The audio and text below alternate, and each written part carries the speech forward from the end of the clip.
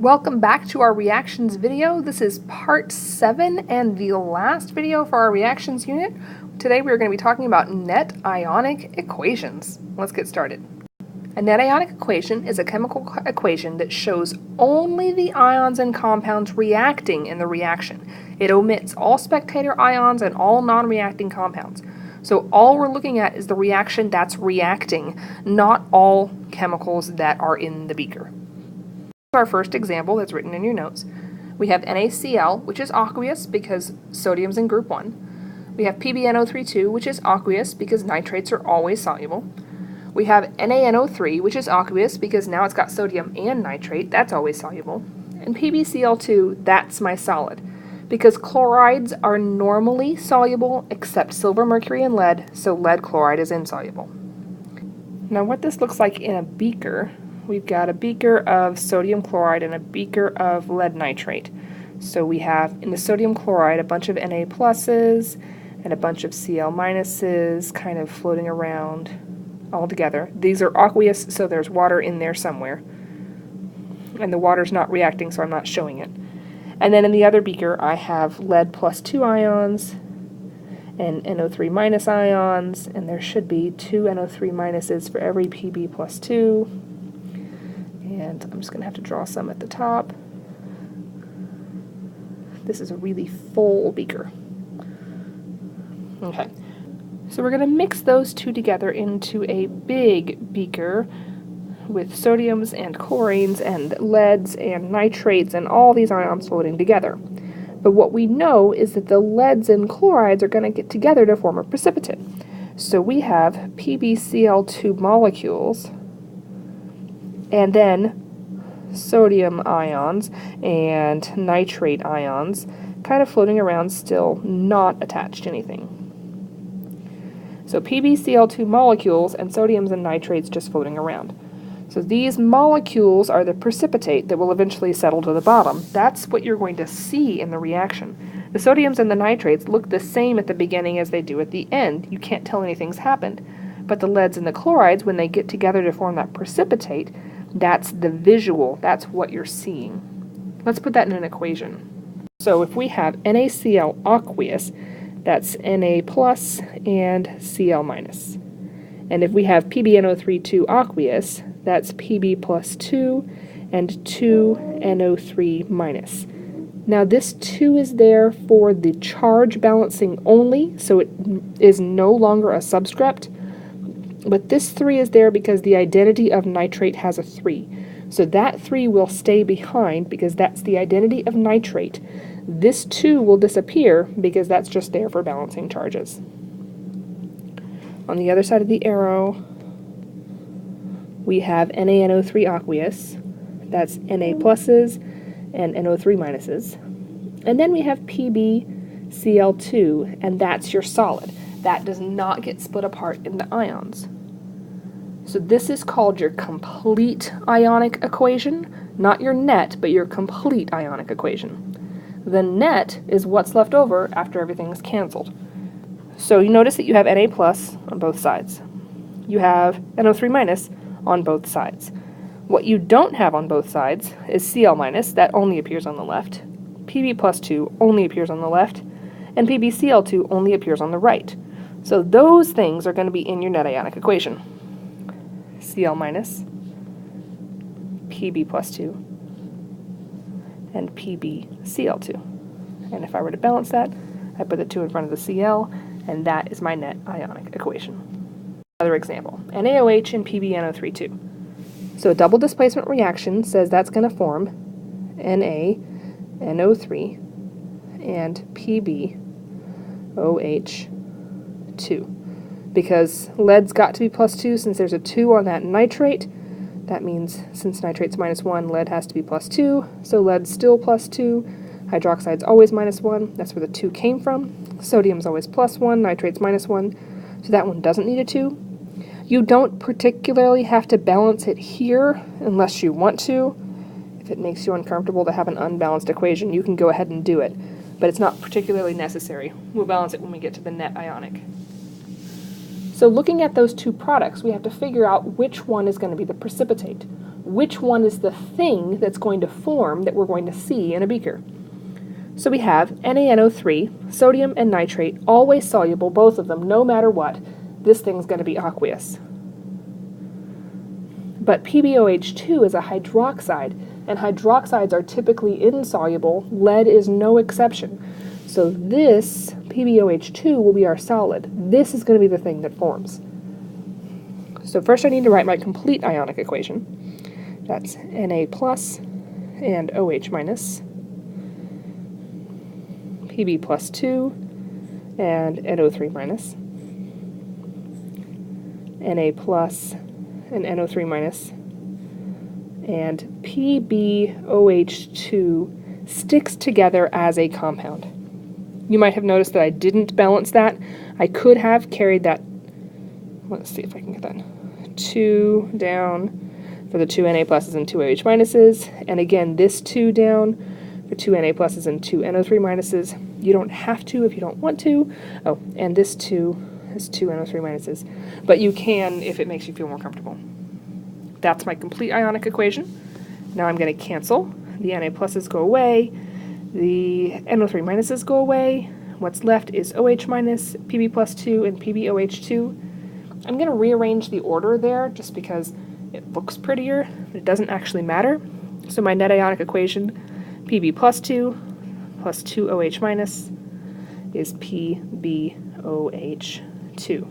That is your net ionic equation. Those are the actual ions that are participating in the reaction, omitting the spectators, sodium and nitrate. Another example, Ki plus PbNO32 is going to be KNO3 and PBI2.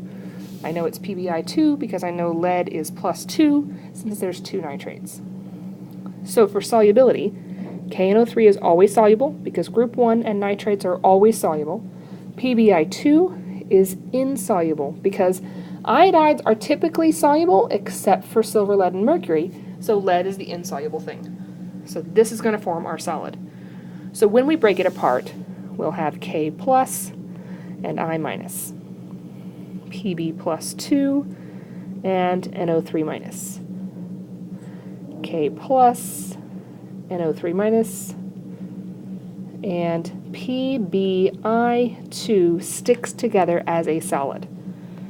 So canceling out what cancels, K plus, NO3 minus, keeping what doesn't cancel, my net ionic equation is Pb plus 2 plus 2I minus makes PbI2. That equation does end up needing to be balanced, so you could have written it all without the 2 in front of the I and then gone back and put the 2 in front of the I. Just make sure it's balanced at the end. So now it's time to try one on your own. Figure out the products, figure out what is insoluble, write the complete ionic equation, and then cancel and write the net ionic equation. Right now, do this on your own. Okay, so hopefully you did that. We've got KNO3 as one of my products, and PbCO3 as the other product. KNO3 should look familiar, that is totally soluble. PbCO3, carbonates are typically insoluble, lead is no exception, so PbCO3 is my solid. If it makes you feel comfortable to balance at this point, you totally can do that, but you don't have to. All I need is the net ionic equation balanced. So the complete ionic equation should have 2K plus CO3 minus 2. Pb plus 2 NO3 minus 2K plus 2 NO3 minus, and PbCO3 sticking together as a solid. Now you may have wondered why I put 2K plus instead of K2 plus, and that has to do with the reason for the subscripts in the first place. There's 2 subscripts here in this compound, K2CO3. The 3 is there because the 3 is the identity of carbonate. Carbonate has 3 oxygens. That's the identity of carbonate. It will always stay with the carbonate because that's what makes it carbonate. But why is that 2 there? It has to do with the charge. The 2 is not the identity of potassium. The 2 is there to make 2 potassiums to balance out with the charge, the -2 of carbonate. So since that 2 is there because of charge and not because of identity, that 2 is actually how many ions there are. So that 2 goes in front. But the CO3, the 3, stays behind.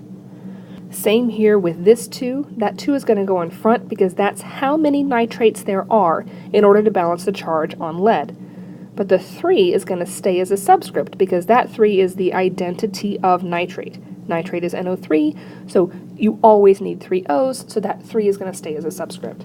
So just make sure you know what the purposes are for all of the numbers within a chemical formula. Now let's cancel what we can. 2K pluses cancel, 2 NO3 minuses cancel. What's left is a carbonate, a lead, and a lead carbonate. It doesn't matter which you put first. You could put CO3 minus plus Pb plus 2.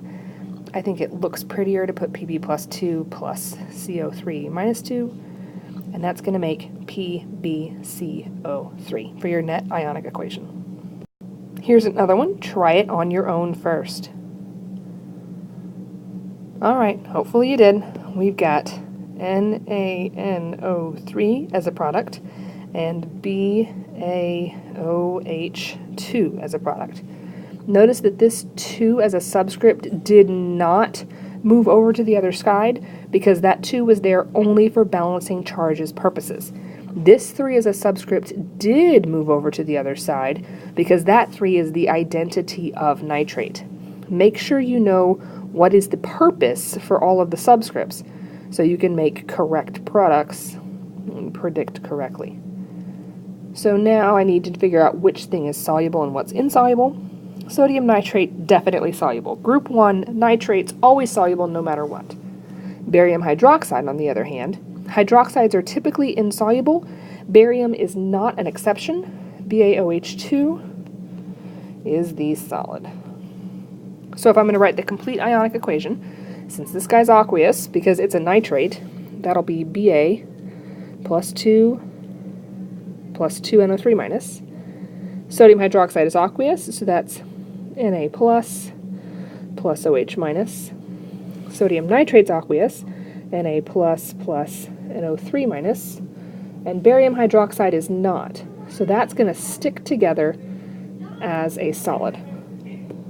If you haven't balanced at this point and that makes you uncomfortable, you can go ahead and balance 2 NO3 minuses, and so then 2 NAs and 2 NaOHs, so then 2 OH minuses, and all that's good and balanced.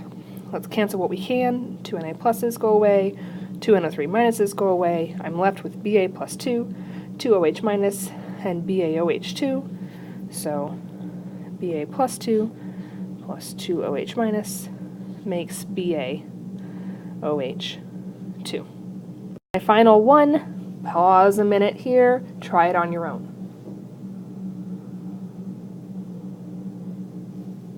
Alright, with this one, I'm going to show you a shortcut. First, you have to make the total molecular equation. So this is going to be KNO3 and BaCO3. Notice that this 2 did not move over to the other side because that 2 is there for the charge balancing purposes only. But the 3 did move over to the other side because the 3 is there for the identity of carbonate. So again, make sure you know about writing equations. So now let's look at this reaction. Let's go ahead and balance it. Put a 2 there. Everything else is good. Potassium nitrate is soluble. That is aqueous because group 1 and nitrates. BaCO3 is my solid because carbonates are typically solid and barium is not an exception. So here's your shortcut to writing a net ionic equation. If I know this thing is going to be my solid, then I know neither of these are going to be involved in my net ionic equation. So I could just start with BaCO3 as a product. And so, since neither the K or the NO3 are going to be involved, all I need is the Ba and the CO3. And there's my net ionic equation. Ta-da! Alright, I hope you learned a little bit about net ionic equations. We hope we had fun with a reactions unit, because now we're done with a reactions unit.